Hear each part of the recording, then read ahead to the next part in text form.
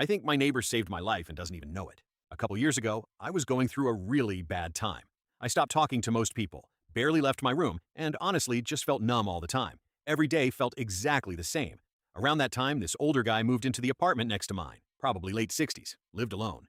Never really talked much except for small stuff in the hallway. But every single morning around 7 a.m., he'd knock on my door once before leaving for work. Not hard knocking either, just one quick knock. The first few times I ignored it because I thought he had the wrong apartment or something. But then, one morning I opened the door and he just handed me a breakfast sandwich from a gas station and said, "They gave me two by accident." Then he left. After that, it became a weird routine. Sometimes it was chips, sometimes coffee, sometimes just him asking if I'd seen the weather outside yet. Nothing deep. He never asked personal questions or tried giving life advice or anything. But eventually I started waking up earlier because I knew he'd knock.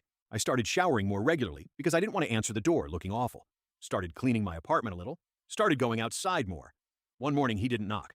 Then another morning passed. Still nothing. A few days later I saw his daughter outside his apartment cleaning things out.